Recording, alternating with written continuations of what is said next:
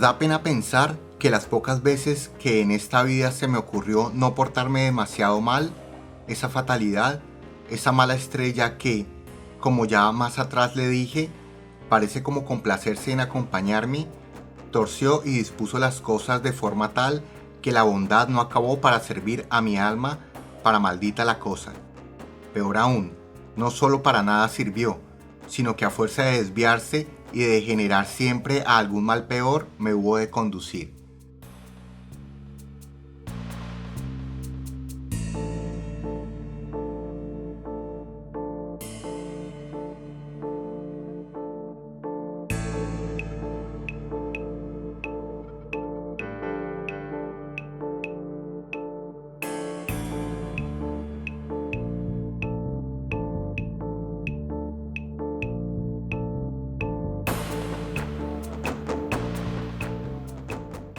Camilo José Cela Trulloch fue uno de los escritores y académicos españoles del siglo XX más importantes y reconocidos a nivel internacional.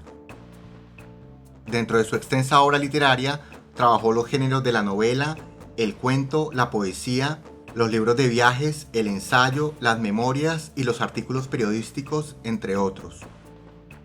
El autor nació en Iria Flavia, provincia de La Coruña, el 11 de mayo de 1916. Su padre, Camilo Crisanto Cela y Fernández, y su madre, Camila Emanuela Trulloch y Bertorini, eran de origen gallego. En 1925, la familia se traslada a Madrid y allí el futuro escritor cursó estudios en el Colegio de los Escolapios y después pasó al Colegio de los Maristas de Chamberí. Antes de concluir sus estudios de bachillerato, enferma y es internado en un sanatorio de Guadarrama, Madrid, durante 1931 y 1932 a causa de la tuberculosis, donde emplea el reposo obligado en largas sesiones de lectura, entre las que destacan temas como el perspectivismo del pensador español José Ortega y Gasset, elemento que más tarde influirá en la concepción de su obra. En 1934 ingresa en la Facultad de Medicina de la Universidad Complutense de Madrid. Sin embargo, pronto la abandona para asistir como oyente a la Facultad de Filosofía y Letras. Por aquellos días conoce al filólogo y escritor Alonso Zamora Vicente, a la filósofa María Zambrano, al escritor Max Aub y al poeta y dramaturgo Miguel Hernández, entre otras destacadas figuras, y a través de ellos entra en contacto con otros intelectuales del Madrid de esta época. Hacia 1938 termina su primera obra, el libro de poemas Pisando la dudosa luz del día. De este libro se ha dicho que cuenta con ecos e influjos de autores como Pablo Neruda y Rafael Alberti y con cercanías al surrealismo. El estallido de la Guerra Civil marca su carrera literaria. De ideas conservadoras, Camilo José Cela combate en el bando nacional hasta que es herido. Tras el conflicto comienza a trabajar como periodista al servicio del régimen franquista como confidente y censor.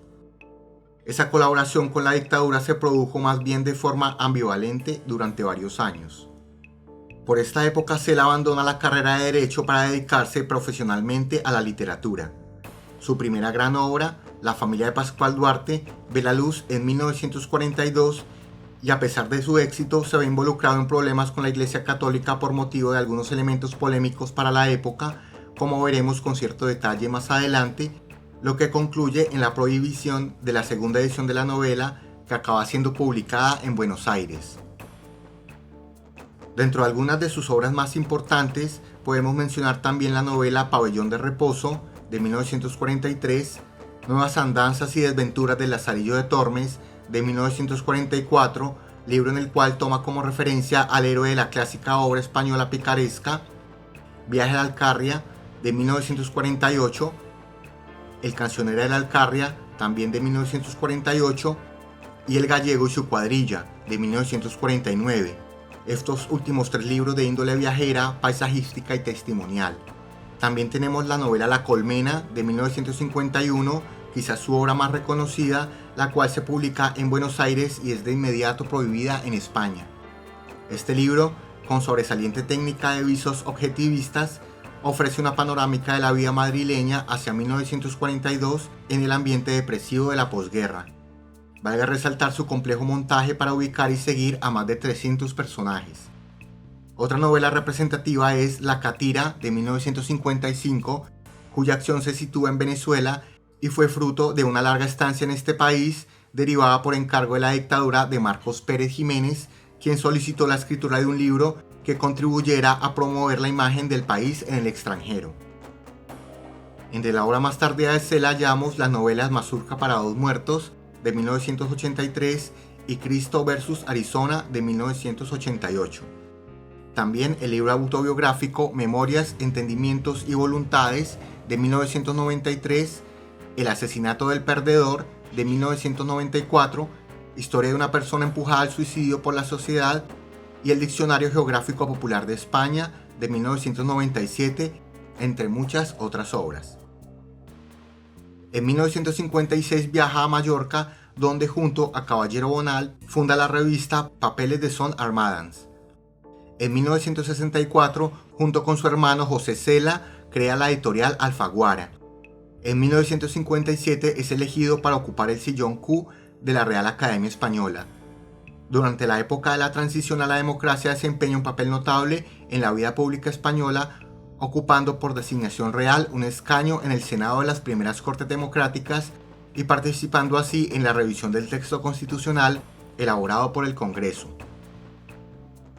Durante las dos últimas décadas de su vida se sucedieron los homenajes, los premios y los más diversos reconocimientos. Entre estos podemos citar al Premio Nacional de Narrativa de España de 1984, el Premio Príncipe de Asturias de las Letras de 1987, el Premio Nobel de Literatura de 1989 y el Premio Cervantes en 1995.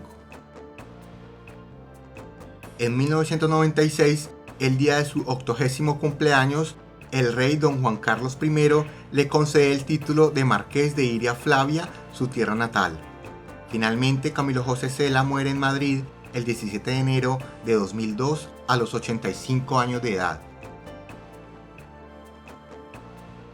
La familia de Pascual Duarte fue la primera novela de su autor y la cual a su vez le permite un temprano reconocimiento por parte de la crítica y el público. Tradicionalmente se ha inscrito en el llamado tremendismo literario, técnica narrativa que se desarrolló fundamentalmente en la novela española de la década de 1940 y se caracteriza por una especial crudeza en la presentación de la trama, recurrencia a situaciones violentas, el tratamiento de los personajes, habitualmente seres marginados con defectos físicos o psíquicos, prostitutas, criminales, etc., y en el uso de un lenguaje desgarrado y duro.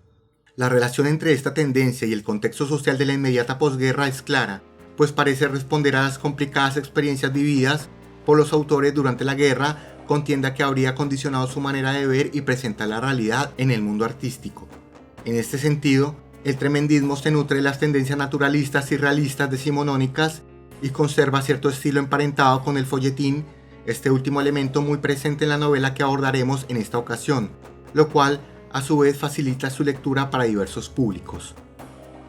La crítica ha puesto en evidencia la relación de continuidad de esta estética con una larga tradición que enlaza con la poesía satírica del siglo XV y especialmente el género de la picaresca, con referentes clásicos como La Celestina de Fernando de Rojas, El Lazarillo de Tormes, El Guzmán de Alfarache de Mateo Alemán, La vida del Buscón de Francisco de Quevedo y obras de autores más recientes como Pío Baroja y Ramón del Valle Inclán, entre muchos otros. La vida del protagonista se desarrolla aproximadamente entre los años 1882 y 1937, años en los que la realidad sociopolítica española estaba marcada por un clima de profunda inestabilidad. Es una de las épocas más agitadas dentro de su constitucionalismo histórico, con bruscos cambios de gobierno y de constitución, siendo estos cuerpos de leyes más teóricos que fácticos. Igualmente es una época en que se acentúa cierta decadencia de varios sectores de la población española desde la cúspide alcanzada en el siglo XVI hasta la pérdida en el año de 1898 de las últimas colonias en Hispanoamérica. Por mencionar algunos conflictos álgidos en la península, podemos mencionar la crisis española de 1917, la Guerra del Rif o la Segunda Guerra de Marruecos de 1909 a 1927, la dictadura de Miguel Primo de Rivera de 1923 a 1930, el establecimiento de la Segunda República de 1931 a 1939 y la Guerra Civil Española de 1936 a 1939. El crítico Michael McMahon inclusive postula que la familia de Pascual Duarte tiene una importancia considerable en la literatura española por ser una búsqueda de la identidad nacional española bajo la dictadura de Francisco Franco, desde 1936 a 1975, año de su muerte. La obra equivale a la transcripción por parte de un sacerdote de las memorias de Pascual Duarte, un hombre que espera la ejecución en la cárcel de Badajoz por cargo de asesinato. Las circunstancias transcurren esencialmente en la Extremadura rural de antes de la Guerra Civil. Pascual, personaje que visto superficialmente no merecería más que críticas y desagrado por su carácter criminal, no deja de generar por medio de su primitiva escritura cierta condescendencia hacia su vida. Su relato, además de contarnos pasajes sórdidos, tristes o de extrema crueldad, está aderezado con algunas ironías y bromas y hasta con apartados emocionales que impiden concebirlo como un monstruo total. Tal y como señala un personaje al final de la novela, quien también ha leído las memorias de Pascual, no deja de ser fuerte impresión la lectura de lo escrito por el hombre que quizás a la mayoría se les figure una hiena, como a mí se me figuró cuando también fui llamado a su celda, aunque al llegar al fondo de su alma se pudiese conocer que no otra cosa que un manso cordero, acorralado y asustado por la vida, pasara de ser. La trama de la obra genera notable interés por la descripción de un contexto marginal. Sobre el relato de Pascual, sentimos que realmente nos habla alguien que ha sufrido las tribulaciones que nos comunica, sus malas andadas desde temprana edad y que quiere sincerarse consigo mismo y con los eventuales lectores, como se sugiere desde el mismo inicio de sus memorias. Recordemos la reveladora manera en que empieza la novela. Yo, Señor, no soy malo, aunque no me faltarían motivos para hacerlo. Los mismos cueros tenemos todos los mortales al nacer y sin embargo cuando vamos creciendo, el destino se complace en variarnos como si fuésemos de cera y en destinarnos por sendas diferentes al mismo fin, la muerte. Hay hombres a quienes se les ordena marchar por el camino de las flores y hombres a quienes se les manda tirar por el camino de los cardos y de las chumberas. Durante la lectura del texto podremos ver múltiples veces que Pascual Duarte pide perdón por su uso de palabras groseras y estilo vulgar, lo cual a menudo roza el desenfado de paisano local que cuenta a otro sus andadas en una taberna.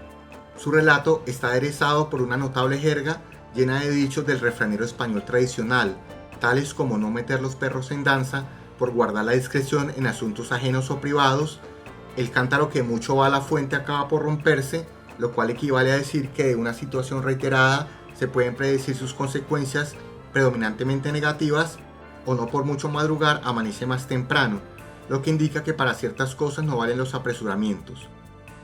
En cuanto a la extensión de los capítulos, estos son más bien breves y concisos, lo que dinamiza la lectura.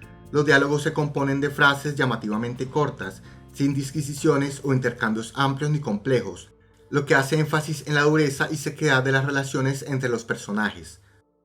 Todos esos elementos que acabamos de señalar en conjunto ayudan también a sostener la gran impresión de oralidad que nos ofrece la novela. En este sentido, nos vamos a encontrar con más acciones que reflexiones, aunque estas últimas no han de faltar en los momentos más introspectivos de Pascual y que logran generar gran profundidad y humanidad.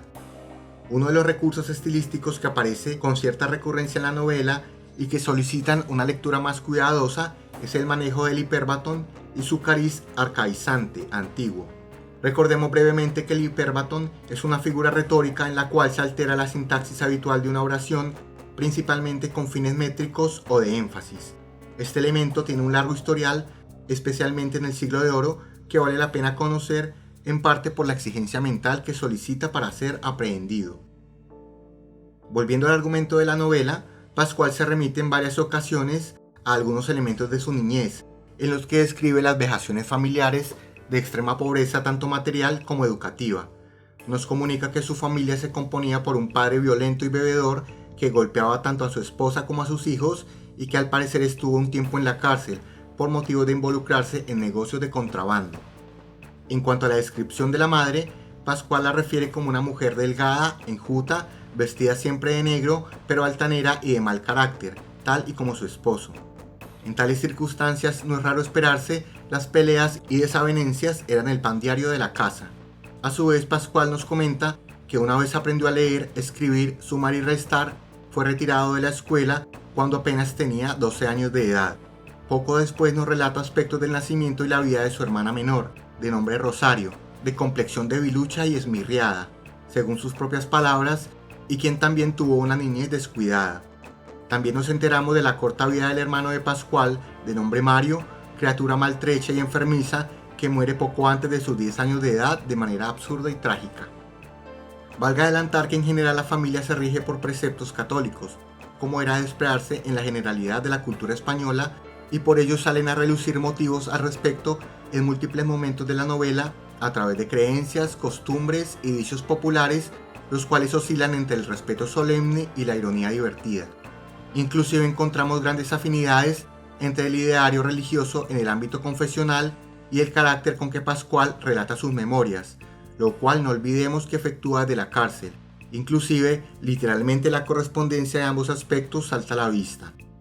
Tal vez no me creyera si le dijera que en estos momentos tal tristeza me puebla y tal congoja, que por asegurarle estoy que mi arrepentimiento no menor debe ser que el de un santo. Tal vez no me creyera, porque demasiados malos han de ser los informes que de mí conozca y el juicio que de mí se haya formado a estas alturas. Con respecto al elemento picaresco de la familia de Pascual Duarte y su relación con la perspectiva católica, debe anotarse que en este tipo de escritura campea generalmente la idea de que el destino, inclusive el del mismo criminal, está marcado por el cielo, está predeterminado por Dios y la providencia, lo cual se refleja a su vez varias veces en la novela de Cela. Este asunto era contrario para la Iglesia Católica, especialmente en la Contrarreforma, porque contravenía su defensa y promulgación del libre albedrío, la elección humana sin coerciones y sin destino fijado, a diferencia de otras cosmovisiones cristianas como la luterana o la calvinista, donde el libre albedrío no es una opción humana, la vida ya está predicha y las opciones serán predeterminadas. ¿Quién sabe si no sería Dios que me castigaba por lo mucho que había pecado y por lo mucho que había de pecar todavía? ¿Quién sabe si no sería que estaba escrito en la divina memoria que la desgracia había de ser mi único camino, la única senda por la que mis tristes días habían de discurrir? En cierto momento de la novela, la cual contó con múltiples problemas para publicarse por ser considerada obscena y atentatoria contra la moral y las buenas costumbres, el lector se encontrará con un interesante pasaje que ejemplifica bien el vitalismo violento que sustenta la novela y que riñe bastante con los usos cristianos. Se trata de un encuentro de tipo erótico forzado y protagonizado por Pascual junto a su futura esposa Lola en un cementerio, tan solo unos instantes después del entierro de Mario, el hermano enfermo.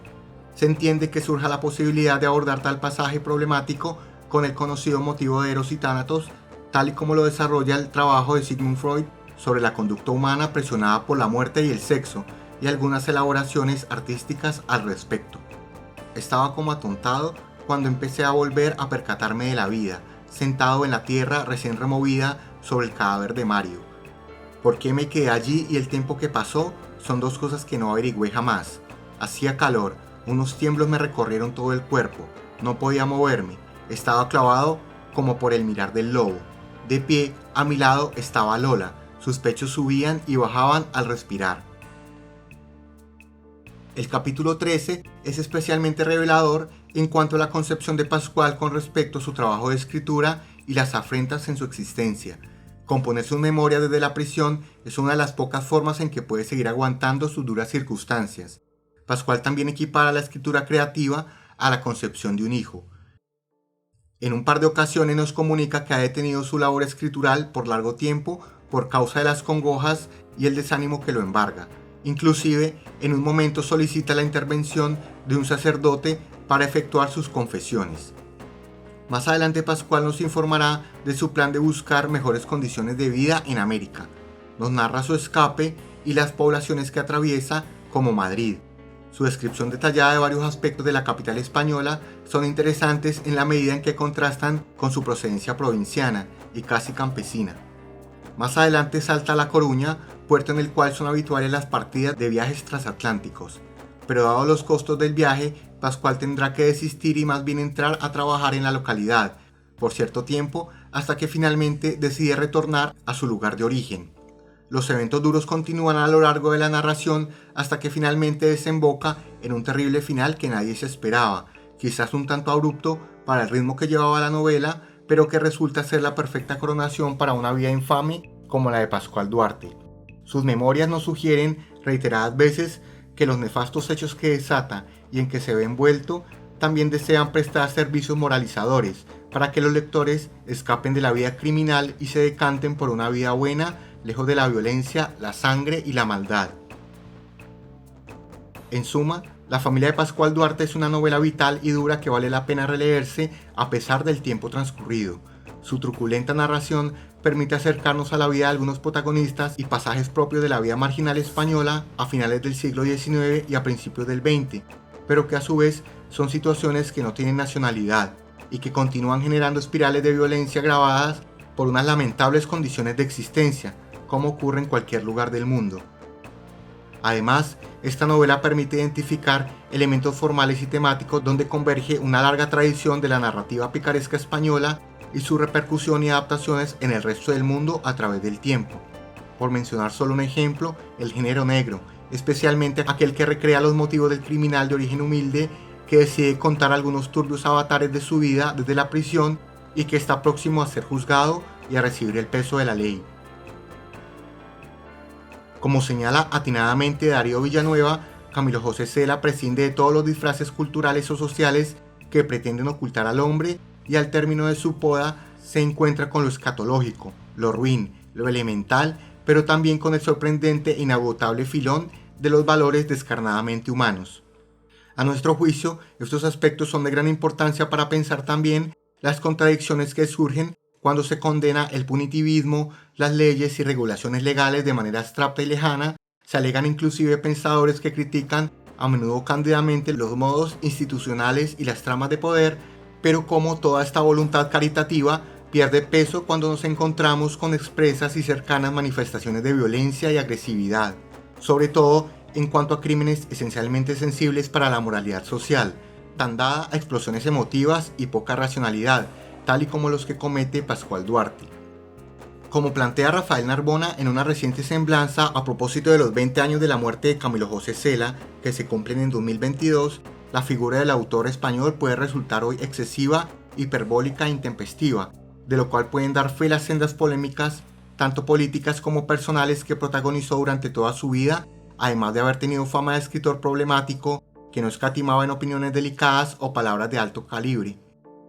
De cualquier forma, es innegable el talento escritural desplegado en obras como La familia de Pascual Duarte, novela honesta y verosímil en cuanto a darnos cuenta de aspectos oscuros y turbios de la condición humana, como hemos visto.